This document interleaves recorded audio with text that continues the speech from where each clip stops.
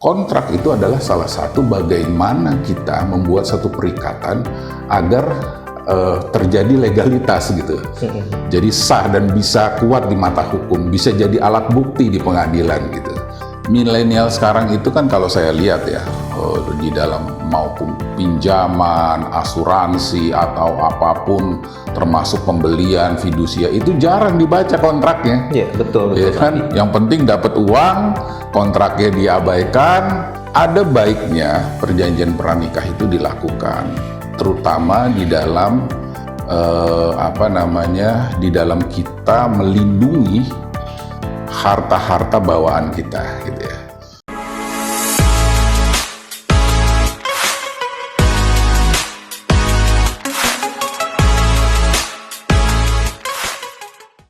Hello Reker ID, kali ini kita kedatangan tamu yang sangat spesial sekali, yaitu salah satu Head Departemen Risk and Contract Management di salah satu perusahaan terkemuka di Indonesia, yaitu Bapak Elfriandi Rosna atau biasa yang disebut dengan Bapak Andi. Ya. Selamat datang Bapak di Rikel Talks. Ya, okay. Salam profesional people, Okay. Bapak. Ya.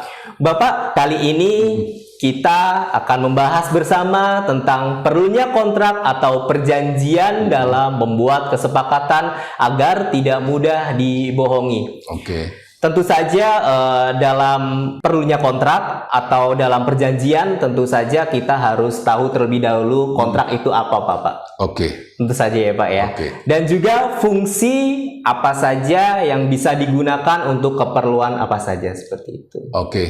Kalau kita berbicara kontrak ya, atau perikatan atau perjanjian ya, ini satu terminologi yang sama ya. Ini sering kita temui di dalam kehidupan sehari-hari kita ya. Cuman kadang-kadang, terutama kaum milenial ya, kurang menyadari betapa pentingnya satu perikatan atau perjanjian. Betul. Karena mereka sering di dalam kehidupan sehari-hari melakukan satu engagement atau perikatan tanpa melalui satu dokumen tertulis berupa kontrak. Dalam kontrak itu mengandung satu perbuatan hak dan kewajibannya di dalam perjanjian. Jadi kalau sekarang kita klarifikasi dulu ya. Perjanjian itu definisinya adalah perbuatan ya, satu perbuatan yang menimbulkan akibat hukum dalam menjalankan hak dan kewajiban. Itu perjanjian, perbuatannya. Nah, kalau kita tuangkan dalam satu perikatan, dalam satu tulisan, itu disebut kontrak, gitu. Tapi perbuatannya adalah perjanjian, gitu. Jadi berbeda ya, Pak ya, antara kontrak dan perjanjian. Esensinya sama. Kalau kontrak itu adalah tulisannya, perjanjian itu adalah perbuatannya. Nah, seperti apa yang saya sampaikan di awal, bahwa perjanjian ini perlu kita lakukan kalau kita ingin melakukan satu perikatan, di mana di dalam perikatan itu ada satu perbuatan hak dan kewajiban. Ya, kita sering melihat ya, terutama di kalangan anak muda ya, milenial, ada seperti contoh nih ya, pinjem uang lah ya. Yang paling sering pinjam, ya, enggak, maksudnya kita pinjem uang antar teman gitu ya. Iya. Pak Mas Akbar, boleh gak saya pinjem uang 5 juta, 2 minggu lagi saya balikin gitu. Tapi ini kan sifatnya hanya gentleman agreement gitu, hanya verbal. Tidak ada satu dokumen landasan. Mas Akbar kasih saya uang 5 juta, 2 minggu kemudian saya menghilang. Atau saya juga katakanlah belum ada uang untuk membalikan.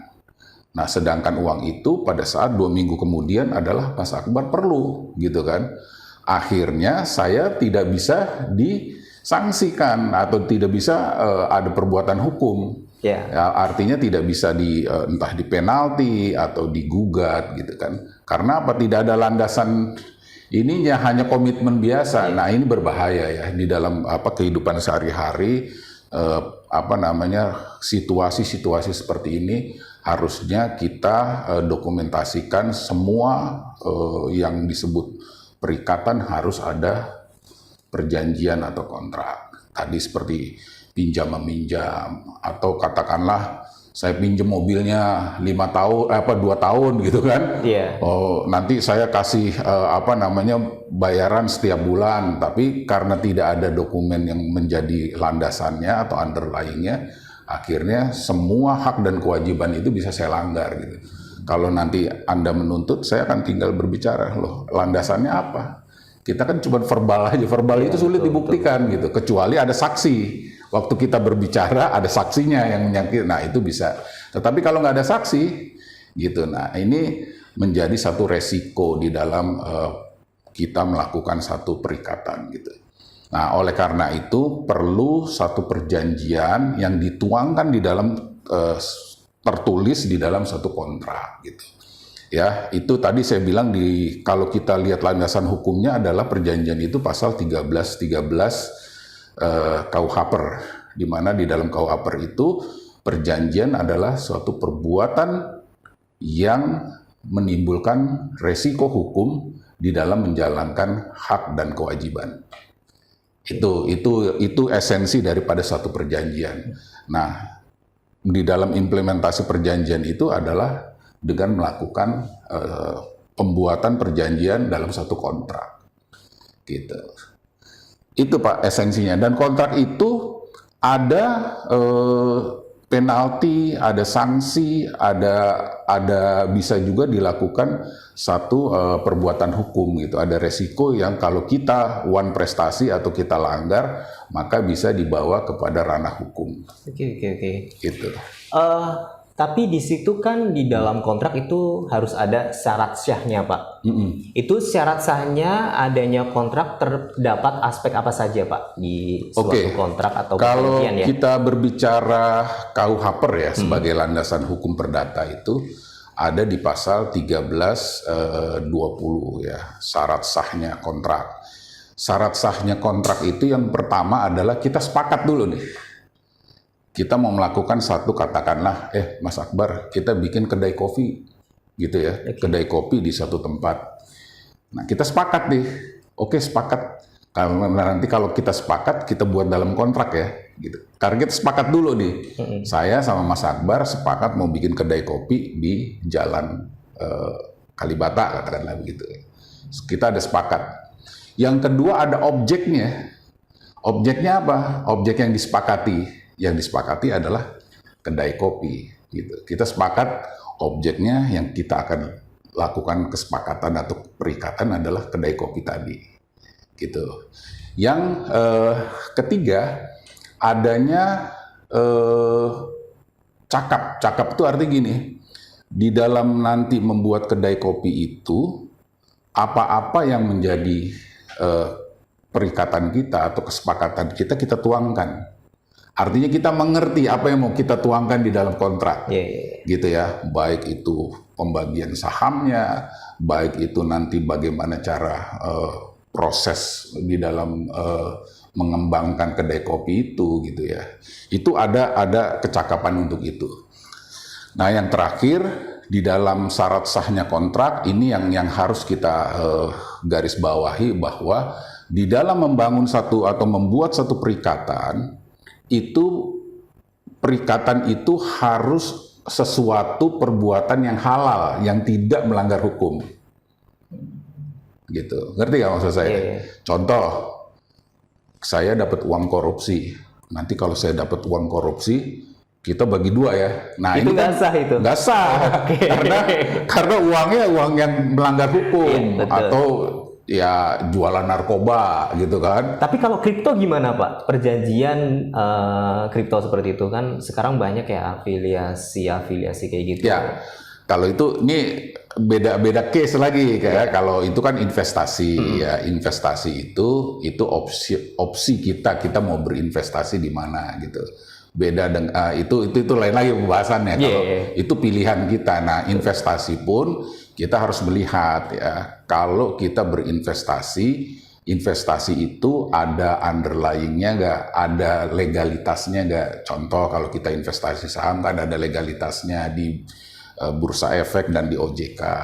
Kalau kripto, sekarang kita berbicara kripto, nah kita cek lagi apakah kripto itu ada legalitasnya di OJK atau sudah diatur perdagangan forex kripto itu di dalam hukum Indonesia. Kalau belum ya jangan kita lakukan. Iya. Gitu. Semua itu, sesuatu itu harus kita lihat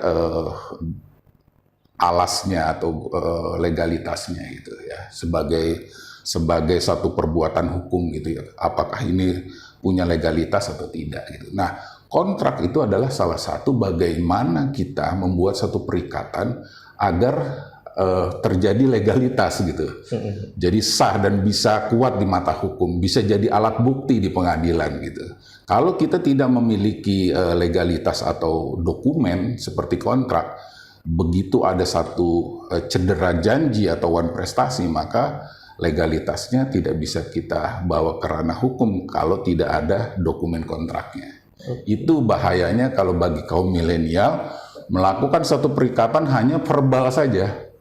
Ya, sebenarnya verbal secara hukum juga diakui sepanjang ada saksi-saksinya gitu. Tapi kalau nggak ada saksinya ya nggak bisa juga gitu. Itu. Berarti selama ada saksi kita perjanjian masih bisa ya? Ya, cuman kan kurang begini, kuat. kurang kuat. Karena gini, kalau di dalam perikatan itu atau perjanjian itu kan yang kita perlukan apa? Seluruh yang kita inginkan di dalam hak dan kewajiban itu diatur. Kemudian ada jaminan, ada sanksi, ada penyelesaian sengketa, ada legalitas hukum dan bisa dilakukan satu langkah perbuatan hukum gitu. Itu yang harus kita garis bawahi di dalam perikatan. Baik Pak Andi, ini kan tadi kita bicara tentang syarat-syaratnya sudah dijelaskan oleh Pak Andi ya. Iya. Ini jelek-jeleknya, akibatnya jika ada ketentuan yang tidak dipenuhi dalam kontrak itu gimana Pak? Ya, makanya di dalam kontrak itu hak dan kewajiban tadi harus kita deskripsikan, harus kita urai dari pasal per pasal itu secara jelas. Ya, apa haknya Mas Akbar dalam perjanjian itu, apa kewajibannya, itu harus clear. Ya. Apabila nanti ada lagi pasal yang disebut sanksi, kalau di kontrak-kontrak EPC ya, di kontraktor itu ada yang namanya liquidated damage ya. Kalau Anda melanggar atau Anda delay one prestasi, saya denda sebesar 1 per mil dengan maksimum 5%. Atau kalau Anda benar-benar melanggar, jaminan Anda berupa performance bond saya cairkan. Gitu. Atau Anda kalau sumpahnya jaminannya adalah BPKB, STNK, ini boleh saya jual nih, gitu kan. Gitu. Oh itu berhak seperti itu Pak? Iya, jadi di dalam perjanjian, kan kalau di dalam perjanjian perikatan, contoh sepertinya Anda meminjamkan uang ke saya, pasti Anda pengen security-nya harus ada dong, safe-nya. Jaminan, ya udah nih saya taruh BPKB. Ya, itu biasanya kalau di dalam showroom-showroom mobil itu fidusia, perjanjian fidusia disebutnya. Nah itu untuk apa? Untuk mengamankan. Artinya saya serahkan hak saya ke Anda berupa BPKB. Kalau saya wan prestasi di dalam perjanjian pinjam uang gitu, maka saya bolehkan menjual BPKB itu. Gitu. Nah itu nanti kita state clear di dalam kontrak. Jadi di dalam kontrak itu ada kita cantumkan pasal-pasal mengenai sanksi dan pasal-pasal mengenai jaminan. Kalau sumpahnya katakanlah itu juga tidak bisa, Anda ada satu pelanggaran kontrak, Anda bisa gugat saya di pengadilan. Gitu. Oke. Tapi kalau kontrak itu biasanya perlu ada saksi atau tidak Pak? Kalau dalam dia pembuatan kontrak ya, dalam pembuatan kontrak ya. Ada saksi boleh, ya. Ada saksi itu jauh lebih kuat gitu ya. Tetapi kalau kita melihat satu di pasal KUH tadi, di pasal 1320, manakala kita membuat kesepakatan gitu ya, berdua sudah sepakat, terus kalau kita melihat lagi di pasal 1338 itu disebutkan bahwa kontrak itu adalah undang-undang bagi para pihak yang membuatnya. Jadi undang-undangnya adalah kontrak itu gitu loh. Nah artinya dengan adanya kontrak tersebut, maka kita mempunyai suatu dokumen legal, menjadi satu evidence kalau kita ada satu sengketa di dalam kontrak. Baik Pak Andi, kita nih Recare ID banyak yang kaum millennials nih Pak Andi. Ya, oke. Banyak kaum yang millennials yang tertarik dengan namanya pinjam online Pak Andi nih.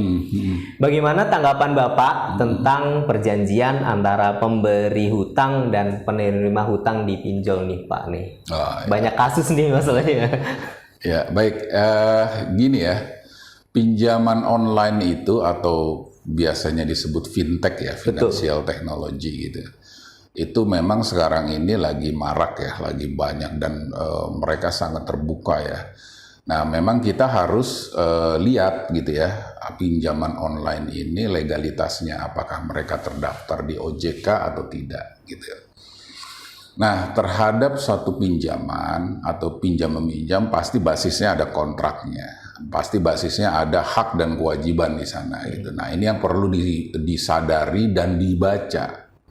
Milenial sekarang itu kan kalau saya lihat ya, di dalam maupun pinjaman, asuransi atau apapun termasuk pembelian fidusia itu jarang dibaca kontraknya. Iya, betul Ya kan? Yang penting dapat uang, kontraknya diabaikan, kemudian begitu kewajibannya diminta jadi bahaya kan gitu. Padahal kalau kita lihat substansi dari pinjaman online itu bunganya tinggi sekali ya.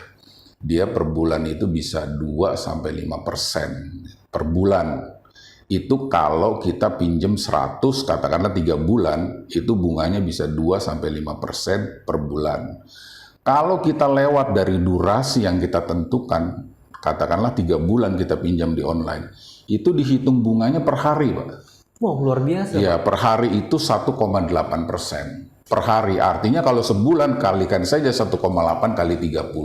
Hampir 60% bunganya itu. Luar biasa. Hampir 100% itu, Pak. Iya, jadi makanya di dalam pinjaman online itu nggak boleh default, nggak boleh one prestasi. Karena kalau kita berjanji 3 bulan, ya kembalikan 3 bulan. Begitu kita lewat 3 bulan, itu dihitungnya bukan bunga bulanan, tetapi bunga harian. Sebesar 1,8%, itu yang saya tahu. Nah, hal-hal yang seperti ini kadang-kadang tercantum di kontrak, cuma tidak dibaca. Gitu, sehingga begitu terjadi satu default, tidak bisa mengembalikan one prestasi, tiba-tiba debt collector datang, terus kemudian diteror, kita nggak siap gitu. Padahal secara perjanjian mereka menjalankan perjanjian itu sudah benar gitu. Oke. Itu. Tapi banyak kasus nih Pak nih, di dalam kontrak atau perjanjian di pinjaman online itu, di pihak pinjolnya ini nih, yang kadang-kadang nakal mungkin ya. Iya. Kadang-kadang itu menjual data pribadi dari customernya nih Pak nih. Itu bisa dilakukan penjajakan di hukum nggak Pak? Ya bisa. Ini agak sedikit out of the topic ya gitu. Tapi itu penting Pak. Iya. Artinya gini, data pribadi itu sebenarnya pada saat kita melakukan satu pendaftaran atau perjanjian, memang itu harusnya diatur ya di dalam perjanjian bahwa data pribadi ini memang hanya dikhususkan untuk perjanjian ini saja, untuk perikatan itu saja, tidak boleh digunakan atau dijual data tersebut menjadi satu bisnis gitu kan. Kebanyak tuh data-data yang bocor karena dijual menjadi satu bisnis. Ya, betul. Dulu ada kasus ya kalau kita lihat di Tokopedia ya, itu seluruh customernya datanya bocor terjual kemana-mana. Nah ini juga menjadi satu ranah hukum ya, pelanggaran hukum gitu. Jadi kalau kita supaya terhindar dari kontrak bodong yang seperti itu Pak, apa saja sih yang harus kita hindari dalam perjalanan kontraknya, perjanjian atau perjalanan kontraknya? Ini pertanyaannya ini nih agak aneh buat saya gini. Kalau kita berbicara kontrak ya, kontrak itu nggak ada kontrak bodong ya. Oh, nggak ada. Nggak ada, karena yang namanya kontrak seperti tadi yang kita bilang bahwa kontrak itu adalah kesepakatan antara para pihak ya, baik 1 orang, 2 orang atau 3 orang. Nah, kesepakatan itu artinya para pihak harus tahu isi daripada kesepakatan itu gitu. Makanya saya selalu menghimbau kepada milenial, bacalah kontrak gitu loh. apapun perikatan Anda mau beli asuransi, Anda mau beli satu benda yang mahal yang ada perjanjiannya gitu, itu dibaca gitu, sehingga mengerti apa substansi yang diperjanjikan, apa objek yang diperjualbelikan gitu. Dengan demikian kita tahu bagaimana kita menjalankan hak dan kewajiban kita sesuai dengan kontrak tersebut gitu. Jadi jangan baru dibaca setelah terjadi satu resiko, terjadi satu Setelah diteror ya gitu. adanya one prestasi atau apa gitu, baru kita tahu wah ternyata bunganya sekian nih, saya nggak tahu loh. Itu yang berbahaya ya. Kontrak itu harus dibaca. Gitu, Pak. Kalau kontrak itu sudah terlanjur disetujui dengan perjanjian, tiba-tiba salah satu pihak nih Pak membatalkan secara sepihak, itu bagaimana Pak? Nggak boleh. Oh, nggak boleh? Nggak boleh.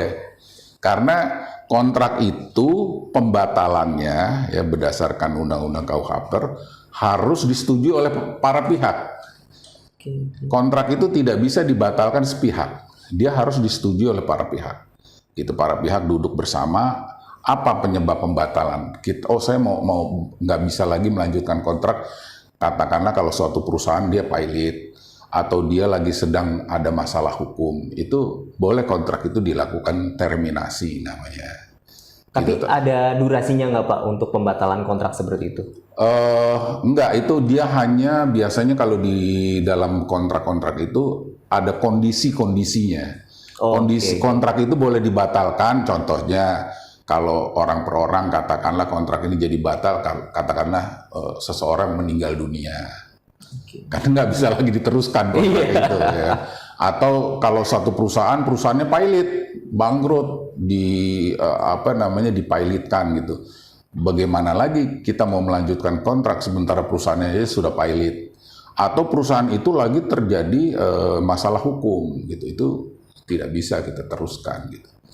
Tapi kalau dibatalkan sepihak, Pak saya nggak mau lagi jalanin hak dan kewajiban, nggak bisa. Karena di kontrak itu ada sanksi, ada penalti, ada ada jaminan yang mesti bisa dicairkan. Kemudian juga ada lagi perbuatan hukum atau gugatan hukum di dalam kontrak itu. Kontrak itu semuanya adalah perkara perdata ya. Gitu Pak. Jadi kalau ada pembatalan kontrak dengan sepihak itu dari pihak yang mungkin yang dikecewakan ya atau dirugikan, itu bisa kita sampaikan kemana Pak? Jadi gini, kontrak itu penyelesaiannya ada dua ya, ada dua. Kalau terjadi satu sengketa di dalam kontrak, wah saya nggak cocok nih hak dan kewajibannya, kok terjadi satu deviasi gitu, tidak sesuai dengan apa yang kita sepakati. Itu di dalam kontrak biasanya disediakan pasal kita bermusyawarah. Saya panggil Pak Akbar, ini kok kontrak Bapak kan harusnya mengangsur utang saya adalah 100 per bulan, kenapa Bapak bayarnya 10 rupiah gitu, nggak sesuai kesepakatan nih gitu kan. Nah saya panggil, gimana Pak, bisa nggak bulan depan Bapak kembali harus 100 gitu. Itu dimusyawarahkan Pak. Jadi kontrak itu nggak melulu harus langsung perbuatan hukum gitu. Jadi harus kita bicara itu namanya amicable solution. Tetapi kalau saya sudah himbau, atau kalau bahasa sekarang yang lagi keren disomasi, saya sudah somasi, saya sudah ingatkan Bapak, Pak Akbar, ayo bayar ini hutang, atau Pak Akbar, ayo ini kerjakan proyek saya. Tapi Bapak sudah dihimbau sebanyak 3 kali, Bapak tidak juga mengabaikan apa itu, saya bisa melakukan langkah hukum. Bapak bisa saya gugat di pengadilan gitu. Itu kalau terjadi satu one prestasi atau cedera janji di dalam kontrak. Kurang lebih seperti itu Pak. Jadi ada sanksi dan perbuatan hukum yang bisa kita lakukan apabila seseorang one prestasi daripada atau cedera janji daripada kontrak tersebut. Kalau kita berbicara mengenai satu pelanggaran kontrak atau disebut cedera janji atau disebut one prestasi ya, itu ada 4 hal situasi atau kondisi di mana kita dikatakan one prestasi. artinya kita melanggar kontrak dengan julukan disebut wan prestasi. Itu adalah yang pertama, kontrak itu hak dan kewajibannya tidak kita jalankan sama sekali. Maka itu masuklah fase di mana kita disebut wan prestasi. Terus kemudian bisa juga kita melaksanakan kewajibannya, tetapi tidak tepat waktu. Contoh, saya pinjam uang ke Pak Akbar, mestinya dibayar 5 bulan, tapi saya bayar 10 bulan. Nah, itu juga banyak terjadi seperti itu. Ya, itu kalau Anda bilang wan prestasi, betul, itu masuk kategori wan prestasi. Atau tidak melaksanakan perjanjian itu, atau tidak melaksanakan seperti yang dijanjikan gitu ya. Contoh, setiap bulan Bapak harus mengangsur 100, tapi Bapak mengangsurnya cuma 50. Kan tidak sesuai dengan yang diperjanjikan. Nah, itu juga masuk wan prestasi gitu. Atau di luar itu sama sekali, di luar apa-apa yang tidak diatur kontrak. Sambil contoh, saya pinjam uang ke Bapak, saya balikin Bapak tidak dengan uang, tapi contoh saya balikan, Pak Akbar, saya tidak punya uang nih, saya adanya beras, Bapak mau nggak saya bayar pakai beras gitu. Nah, ini kan nggak sesuai yang diperjanjikan gitu. Atau saya bayar dengan saya ada tagihan tuh Pak di luar, Bapak aja tagih tuh ke teman saya gitu. Nah, itu kan itu nggak bisa. Itu juga disebut wan prestasi. Betul. Gitu. Tapi kalau di kontrak itu kan sebenarnya tidak ada alasan untuk sakit, kemudian ada pandemi atau apa. Kalau di suatu kasus nih Pak ya, dalam perjanjian itu kita harus membayar 50 juta di tanggal 20 nih. Tapi di tanggal 25 yang bersangkutan nih nggak mau bayar karena dengan alasan dia terkena COVID seperti itu, Pak. Itu bagaimana, Pak? Ya, di dalam kontrak itu ada satu ketentuan yang disebut force majeure ya, atau sesuatu kejadian di luar kendali para pihak. Ya, seperti adanya pandemi, adanya gempa bumi, adanya perang, adanya krisis dan lain sebagainya yang bersifat major dan sudah diumumkan oleh pemerintah bahwa terjadi satu peristiwa force major gitu. Nah, itu para pihak boleh melakukan yang disebut penundaan. Nah, gitu, penundaan. Kalau sumpamanya Bapak sakit, mungkin kan, tadi kan saya di awal sudah bilang bahwa kontrak itu tidak melulu mengenai langkah hukum, tetapi bisa amicable solution. Saya bisa bilang ke Pak Akbar, Pak, mohon maaf nih, hari ini saya sedang sakit atau saya tidak punya kemampuan untuk membayar. Bisa nggak nanti saya bayar di bulan depan menjadi double gitu, katakan gitu. Atau bisa nggak saya reschedule utang saya gitu. Itu boleh saja diajukan. Nanti kalau sudah diajukan, kontraknya diamandemen, dirubah. Gitu. Tapi kalau salah satu pihak ini masih ngeyel nih Pak, nggak mau deh, saya harusnya dapat duitnya di tanggal ini, ya gitu. Kalau itu bisa dimasukkan ke langkah hukum lagi nggak Pak? Bisa. Tetap bisa ya? Bisa. Artinya dia sudah mendeklar bahwa pihak lain itu mencederai janji daripada kesepakatan itu kan, dari melakukan wan prestasi. Apapun alasan Anda, artinya Anda di situ terjadi wan prestasi. Gitu. Kalau dalam hal ini pihak saya tidak mau menerima alasan Anda kan gitu kan. Walaupun itu bencana alam Pak. Kalau bencana alam kan artinya begini. Kalau kita berbicara force majeure, biasanya ketentuan itu sudah ada di dalam kontrak. Ketentuan itu diatur. Kalau terjadi bencana alam, semua pihak dirugikan dan itu adalah di luar kemampuan para pihak, maka kita lakukan penundaan sampai semua pihak normal kembali gitu. Oke. Berarti ada pasal tersendiri untuk force majeure tersebut. Iya, betul. Ada kondisi-kondisi tertentu yang menjadi menjadi excusable gitu ya. Oke. Wah, sepertinya ini ada pertanyaan nih Pak dari kaum millennials nih dari Instagram ya. Atas nama Pak Mardi.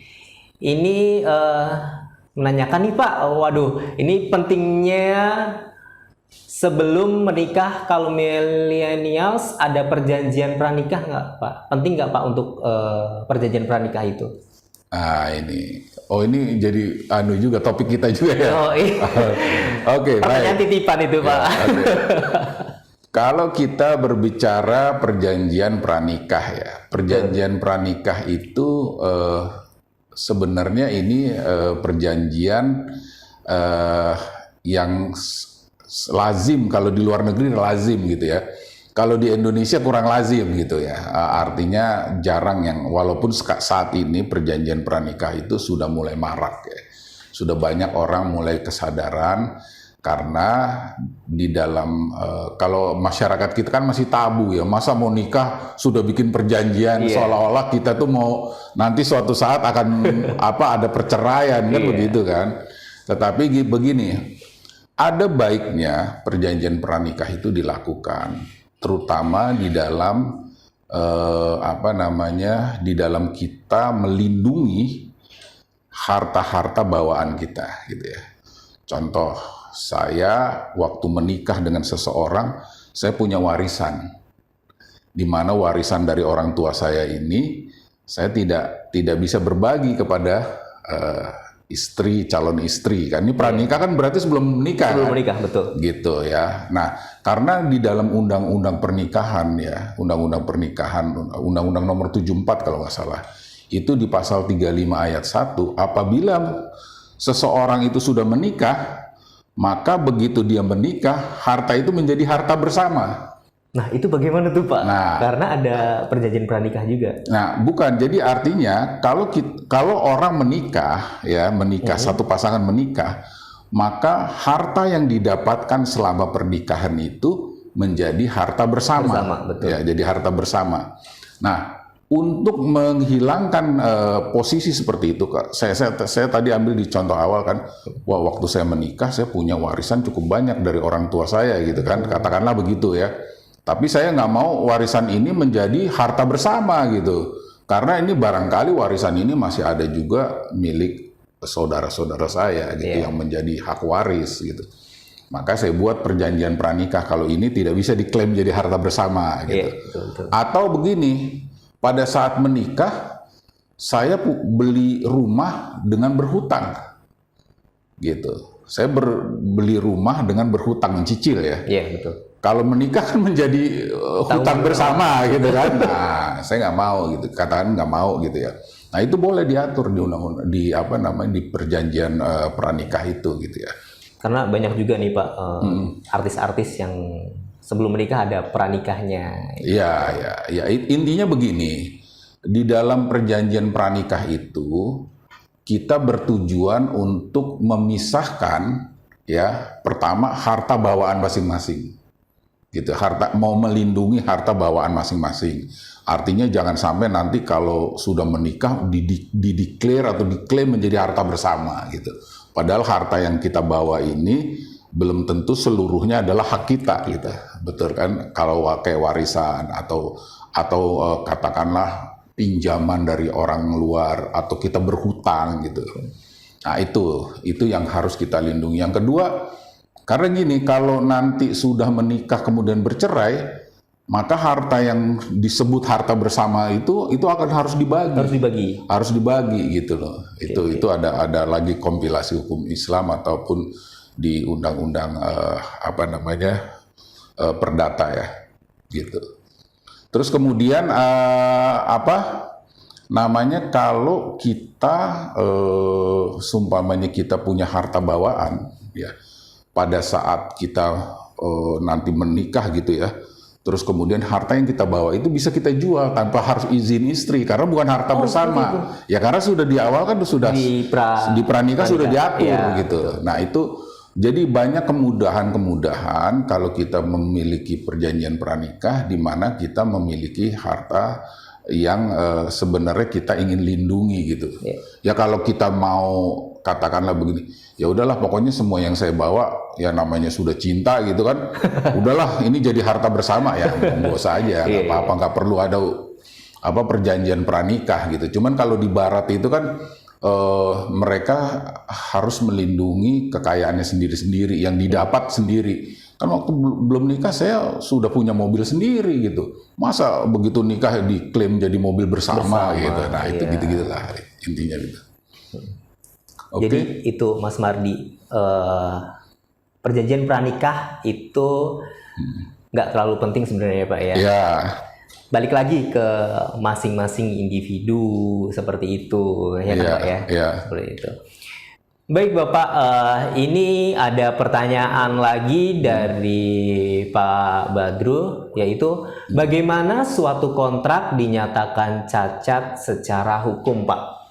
Oke. Kalau kita berbicara apakah kontrak tersebut cacat secara hukum ya, Ya.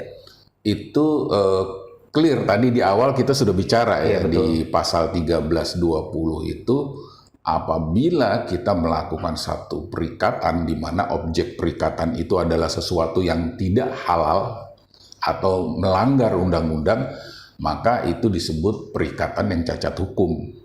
Contoh tadi kita udah bilang, katakanlah kita Mas Akbar, kita bikin perikatan nih, perjanjian jual beli narkoba gitu kan. Ini melanggar hukum gitu. Iya, Nggak boleh, ini cacat hukum perjanjiannya gitu kan. Atau uang korupsi. Nanti uang korupsinya kita bagi-bagi ya gitu. Nah, itu cacat hukum. Artinya secara hukum dia melanggar, perjanjiannya pun tidak sah atau cacat hukum.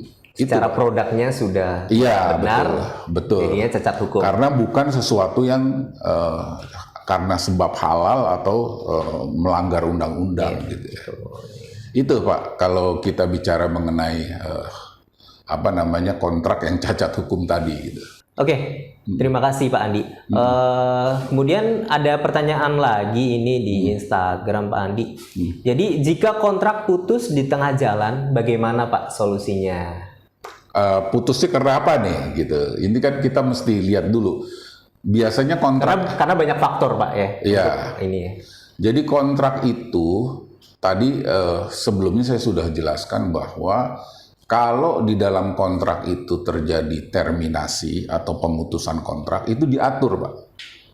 Jadi pemutusan kontrak di tengah jalan itu ada satu kondisi tertentu, ya. Katakanlah tadi contohnya ada pihak yang kalau dia individual ya meninggal seumpamanya, atau dia mengalami sesuatu yang tidak mungkin lagi menjalankan kewajibannya. Nah, itu sebaiknya diterminasi. Dan pasal terminasi itu diatur di dalam kontrak. Atau kalau antara entitas perusahaan-perusahaan, katakan perusahaan itu pilot, ya. Kalau pilot, bagaimana dia mau menjalankan kewajibannya sudah tidak bisa, tidak ada kemampuan. Atau perusahaan itu lagi ada masalah hukum, banyak gugatan, somasi, terus kemudian adanya katakanlah direksinya tertangkap KPK atau banyak masalah hukum sehingga tidak bisa menjalankan hak dan kewajibannya di dalam perjanjian. Nah, itu artinya bisa kita lakukan terminasi, atau bisa juga pihak daripada kontrak tersebut, salah satu pihak tersebut sudah tidak punya kemampuan, ya, sudah tidak punya kemampuan untuk menjalankan hak dan kewajiban daripada kontrak, maka sebaiknya kontrak tersebut diterminasi atau diputus. Nah, tentu waktu pemutusan tersebut di dalam kontrak tersebut ada konsekuensinya. Contoh kalau kita di bidang kontraktor ya, performance bondnya kita cairkan, atau LD kita kenakan liquidated damage ya, atau kita lakukan gugatan atau litigasi entah di pengadilan atau di BANI gitu, kalau terutama untuk yang klaim-klaim ya. Itu Pak. Baik Pak Andi, kita tadi kan sudah membahas tentang kontrak, Pemutusan, pranikah, betul, pemutusan. Saya ingin menanyakan nih Pak Andi, bagaimana sih kekuatan MOU? Apakah MOU dapat dikatakan dengan sebuah perjanjian, Pak? Oke, ini pertanyaan bagus ya. Artinya perjanjian ini kan tadi ada hak dan kewajiban ya. Betul. Dan ada sanksi, ada lain sebagainya ya, ada penalti, ada perbuatan hukum gitu. Nah, kalau MOU ini sekarang arti MOU dulu deh, apa yang kamu tahu? Kalau setahu saya MOU itu Memorandum of Understanding. ya. Betul nggak Pak? Betul, betul ya. MOU itu singkatannya adalah Memorandum of Understanding. Memo. Kalau memo. kita bicara memo apa? Nah, kalau kita bicara memo, yang namanya memo itu adalah nota. Nota itu artinya apa? Catatan. Catatan. Catatan. Terus kemudian understanding. Understanding adalah kesepahaman. Ya, pengertian dari masing-masing pihak ya. Artinya catatan daripada kesepahaman. Makanya Memorandum of Understanding itu sering disebut nota kesepahaman. Nota kesepahaman. Nah, kalau kita berbicara perjanjian, itu kan kalau bahasa Inggris disebut apa? Agreement kan? Agreement, engagement itu perjanjian. Kalau kita bicara Memorandum of Understanding, ada nggak kata-kata agreement-nya di situ? Tidak ada. Tidak ada. Iya, tidak ada. Dia hanya kata-kata nota. Artinya nota itu catatan, Pak. Oke. Gitu. Atau kita sering bilang nota catatan. Artinya gini, dia tidak disebut agreement. Kalau tidak disebut agreement, artinya MOU itu belum masuk dalam satu fase perjanjian. Oh. Gitu ya. Jadi dia hanya contoh, saya ambil contoh. Di awal kan kita bilang, katakanlah kita sepakat nih, Pak Akbar, kita mau bikin kedai kopi nanti di sana ya di Kalibata gitu. Setuju gak? Setuju katakanlah gitu kan. Nanti kalau kita bikin kedai kopi nih, kita taruh modal 50-50 ya. Pak Akbar 50, saya 50. Nah itu nota kesepakatan Pak. Catat dulu di MOU tuh. Catat 50-50, Bapak nyetor modal 50, saya 50. Nanti nama kopinya, kopi kenangan ya Pak. Catat lagi di. Jadi apa-apa yang kita sepakati, belum masuk perjanjian, yang kita sepakat dulu, makanya namanya disebut nota kesepahaman, itulah MOU. Gitu. Jadi kesepakatan awal, kesepakatan sebelum melakukan satu perikatan itu disebut. Nah, apakah MOU tadi pertanyaannya masuk di dalam kategori perjanjian? Dia disebut pra perjanjian, belum perjanjian. Karena kalau disebut perjanjian tadi ada perbuatan hukum, ada sanksinya, ada konsekuensi hukumnya. Tetapi MOU itu belum ada konsekuensi. Berarti hukumnya. secara hukum itu nggak kuat ya Pak MOU?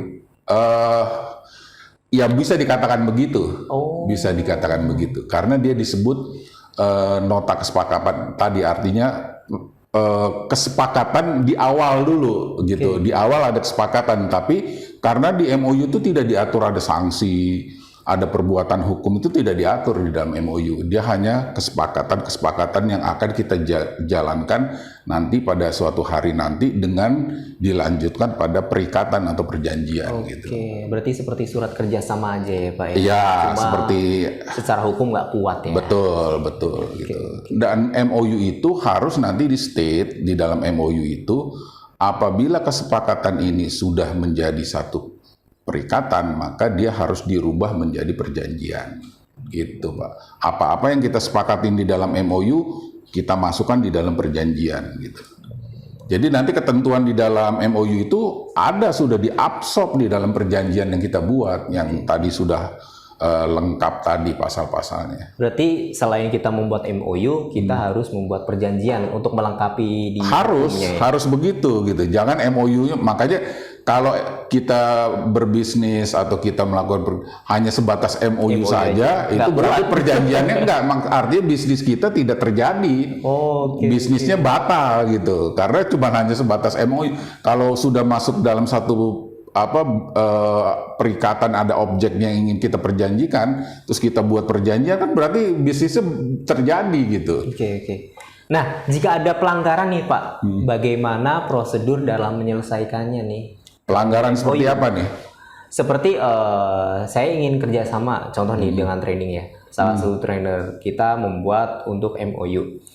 Nah, dalam kesepakatan tersebut itu sudah ditentukan untuk fee-nya. Fee-nya contoh saja ini ya, 10% dari semua pendapatan. Iya, oke. Tapi dari salah satu pihak itu melanggar dalam kesepakatan fee tersebut, Pak.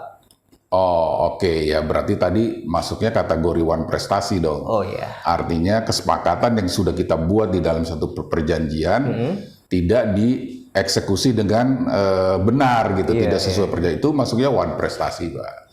Tetapi gini, kalau di dalam perjanjian terjadi satu tafsir yang berbeda, ya, atau sengketa kita, Pak Akbar mengartikan A, saya mengartikan B. Kan terjadi dispute tuh, disebut terjadi sengketa. Nah, bagaimana kita menyelesaikan sengketa? Dan di dalam perjanjian tadi saya sudah sebutkan di awal bahwa ada 2 langkah ya yang bisa kita tempuh di dalam kita menyelesaikan sengketa. Yang pertama itu adalah amicable solution. Kita bermusyawarah, berdiskusi bagaimana cari jalan tengahnya, win-win solution. Atau kalau ini tidak kita temukan atau tidak bisa kita lakukan, maka bisa dilakukan gugatan di pengadilan. Tergantung di mana kita mau menyelesaikan sengketa tersebut.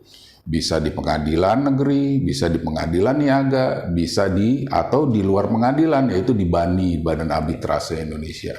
Itu bisa kita lakukan. Artinya kita minta satu keadilan melalui pengadilan. Nanti apa-apa yang sudah diputuskan oleh pengadilan bersifat inkrah harus kita jalankan gitu. Begitu juga di BANI gitu. Apa-apa yang sudah menjadi keputusan final and binding harus kita jalankan.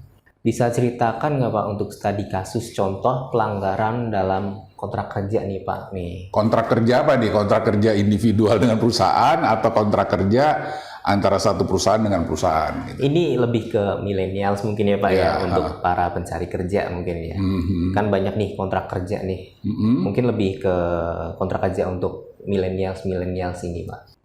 Contoh aja seperti maaf nih BPJS, kemudian ada asuransi, kemudian hitungan lembur, seperti itu sih Pak, lebih ke seperti itu. Ya, gini ya, tadi di awal kita sudah sepakat bahwa yang disebut perjanjian atau kesepakatan itu adalah sepakat para pihak. Jadi waktu Anda menandatangani perjanjian kerja yang Anda sudah baca, Anda sudah sepakat. Oh, di perusahaan ini menyediakan ini, gajinya sekian, benefitnya ini, terus kemudian hitungan lembur, semua hak dan kewajiban Anda ada di dalam perjanjian itu. Makanya sekali lagi saya menghimbau kepada milenial, bacalah kontrak yang Anda mau tanda tangani gitu. Jangan yang penting kepikiran dapat gaji, udah tanda tangan aja. Sebenarnya di dalam kontrak tersebut ada satu hak dan kewajiban yang harus kita jalankan gitu ya. Nah, kalau kita menerima dan kita tanda tangani, itu artinya apapun yang diatur di dalam kontrak itu kita udah accept gitu. Kita sudah terima gitu. Jadi kita nggak bisa protes setelah di dalam kontrak itu kita tanda tangan. Saya protes dulu. Harusnya ada ini loh. Anda kan sudah baca gitu. Anda sudah terima dengan menandatangani itu, Anda sudah terima gitu. Kecuali di dalam kontrak tersebut ada hal-hal yang melanggar undang-undang atau melanggar peraturan. Pak, di peraturan di Snaker harusnya ada BPJS.